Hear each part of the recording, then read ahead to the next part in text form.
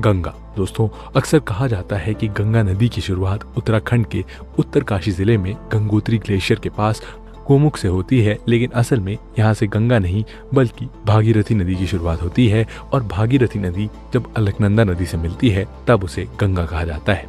अलकनंदा नदी की शुरुआत बद्रीनाथ मंदिर के ऊपर पहाड़ों में सतोपंथ ग्लेशियर और भगीरथ खरक ग्लेशियर से होती है और जब ये नदी आगे बढ़ती है तो विष्णु प्रयाग में धौली गंगा, नंद प्रयाग में नंदाकिनी, कर्ण प्रयाग में पिंडर गंगा और रुद्र प्रयाग में मंदाकिनी से मिलती है।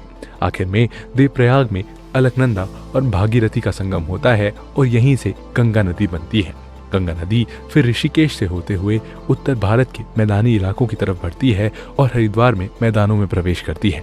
हरिद्वार को गंगा की वजह से एक पवित्र शहर माना जाता है दोस्तों, और यहाँ से गंगा का पानी बैराज बनाकर नहरों के जरिए पश्चिमी उत्तर प्रदेश के खेतों की सिंचाई के लिए भेजा जाता है। उत्तराखंड से निकलने के बाद गंगा उत्तर प्रदेश के बिजनौर जिले के पास प्रवेश करती है और उत्तर प्रदेश में आते ही यह नदी दक्षिण पूर्व दिशा में बहना शुरू करती है। दोस्तों, यहाँ 1 मिनट रुककर ये समझना जरूरी है कि लेफ्ट बैंक ट्रिब्यूटरीज या राइट बैंक ट्रिब्यूटरीज क्या होती हैं।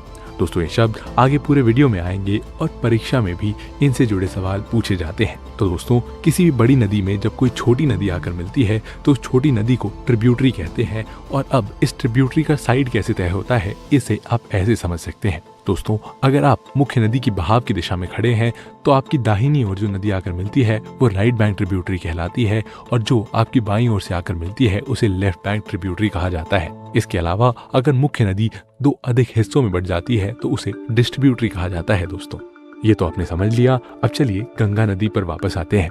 वीडियो में गंगा उत्तर प्रदेश तक पहुंच चुकी थी और पश्चिमी उत्तर प्रदेश से आगे बढ़ते हुए गंगा कन्नौज के पास पहुंचती है, जहां गंगा के लेफ्ट बैंक से रामगंगा नदी सबसे पहले मिलती है।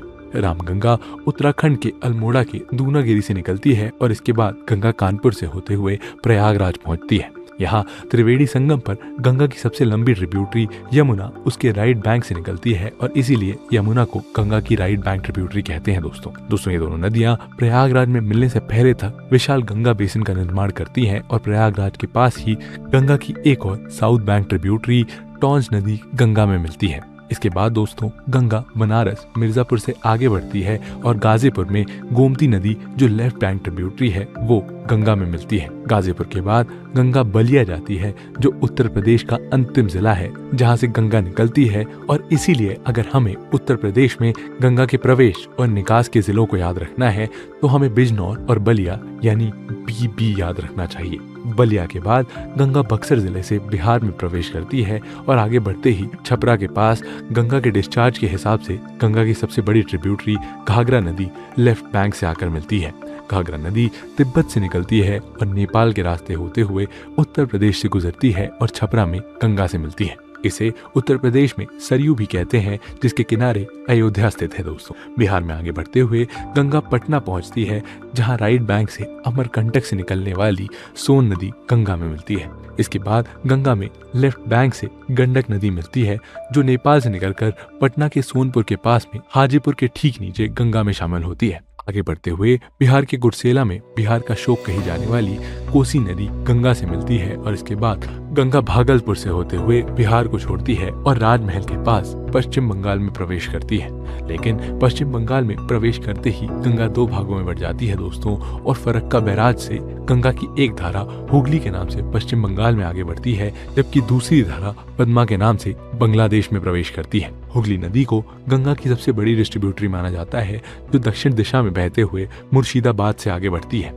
यहाँ हुगली के राइट बैंक से अजय नदी इसमें आकर मिलती है और इसके बाद हुगली नदी कोलकाता और हावड़ा के बीच से होकर गुजरती है, जहाँ पर प्रसिद्ध हावड़ा ब्रिज बना हुआ है, जिसकी इंजीनियरिंग की आज भी तारीफ की जाती है। आगे चलकर हुगली नदी में बंगाल का शोक कही जाने वाली दामोदर नदी पाल्टा के पास राइट बैंक से मिलती है और इसके बाद हुगली नदी गंगा सागर के पास बंगाल की खाड़ी में समा जाती है। वहीं दोस्तों, बंगाल में पद्मा के नाम से जाने जाने वाली गंगा ब्रह्मपुत्र की एक धारा जमुना से मिलती है, फिर ये मेघना नदी से मिलकर मेघना के ही नाम से आगे बढ़ती है और अंततः बंगाल की खाड़ी में मिल जाती है।